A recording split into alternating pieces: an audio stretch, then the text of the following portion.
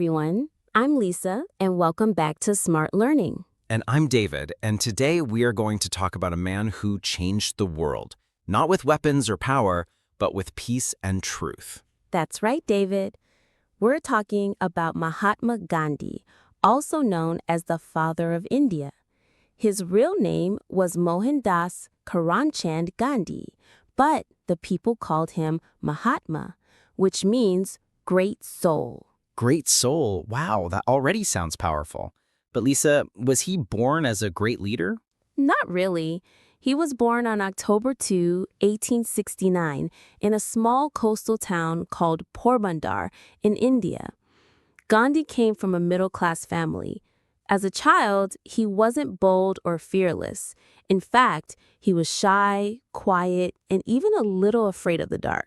Wait, you mean the man who later fought the British Empire without fear was once a scared little boy? Exactly. That's why his story is so inspiring. He wasn't perfect or strong from the beginning, but he grew into greatness. One thing that made young Gandhi stand out was his love for truth. Really? Can you give me an example? Sure. There's a famous story.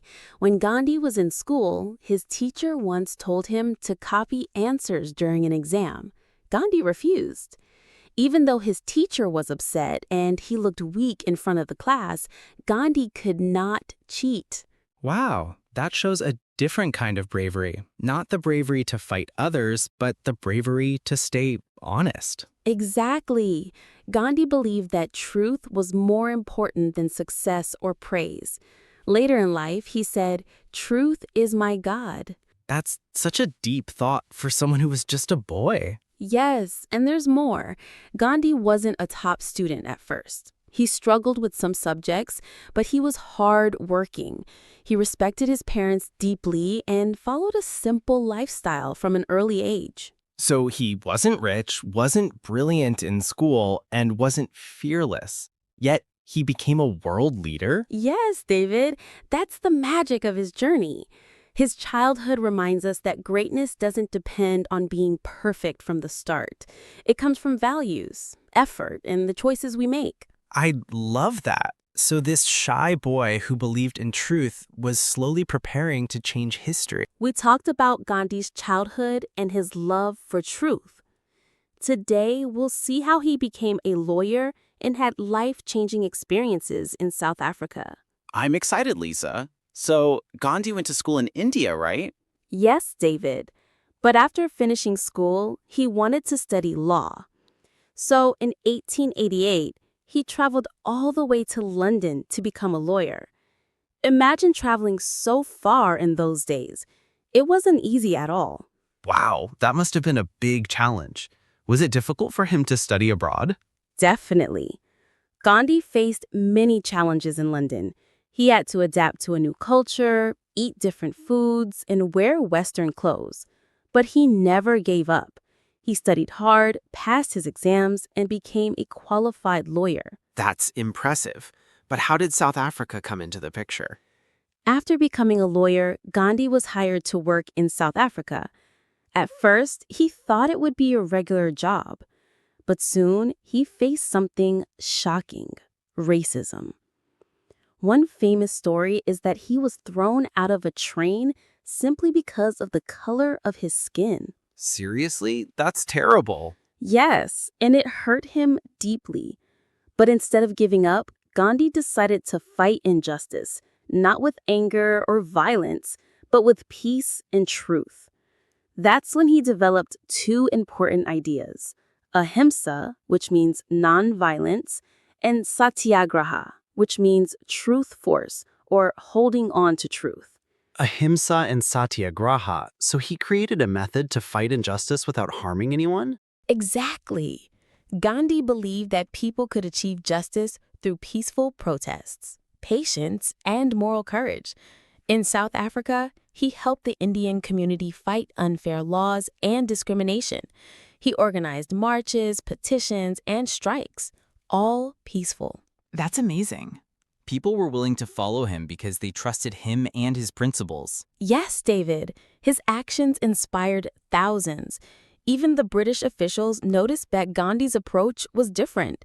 Instead of using force or violence, he showed that truth and morality could be stronger than armies. That's incredible. So South Africa was like a training ground for him before he returned to India. Absolutely. The experiences in South Africa taught Gandhi how to organize people, lead peaceful protests, and stay calm in the face of injustice.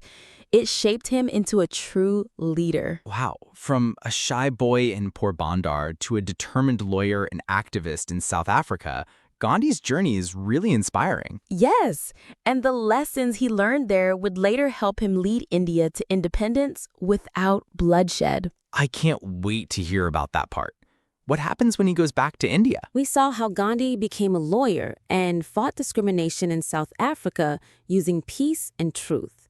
Today, we'll see what happened when he returned to India. Great. So when did he return to India? Gandhi returned to India in 1915. By then, he was already famous for his peaceful protests in South Africa. People in India soon noticed him and began asking for his guidance in fighting British colonial rule. That must have been a big responsibility. How did he start? Gandhi believed that India could gain independence through non-violent resistance. He didn't want people to use weapons or fight. Instead, he encouraged peaceful protests, strikes, and civil disobedience. Civil disobedience. What does that mean exactly? It means refusing to follow unfair laws without using violence. For example, if a law was unjust, people could peacefully refuse to obey it as long as they didn't harm anyone. Gandhi showed that this method could be powerful and effective. Interesting. Did people listen to him? Absolutely. One of the first major movements he led in India was the Temperan movement in 1917, where farmers were forced to grow indigo for the British. Gandhi helped them protest peacefully and gain better rights. So he was not just a thinker, he was also an action hero for ordinary people. Exactly, David. Then came the Kita movement in 1918, where he helped farmers who couldn't pay taxes due to crop failures. Again, his peaceful approach won their rights. That's amazing. But what about the big national movements? The most famous one was the non-cooperation movement in the 1920s. Gandhi encouraged Indians to stop buying British goods, avoid government schools, and refuse British offices. People all over India joined him. It was peaceful, but very powerful. So he was teaching people that they could fight without violence. Exactly. Gandhi believed that truth and moral courage were stronger than armies and weapons. Another famous campaign was the Salt March in 1930, where he walked 240 miles to protest the British salt tax.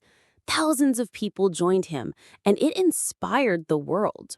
Walking 240 miles for salt? That's incredible dedication. Yes, and it wasn't just about salt. It was about showing that ordinary people could stand up against injustice peacefully.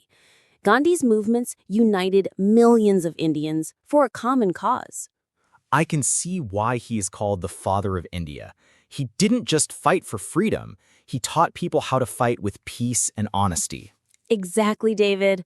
His methods became a model for civil rights movements around the world. People like Martin Luther King Jr. in the USA and Nelson Mandela in South Africa learned from Gandhi's approach.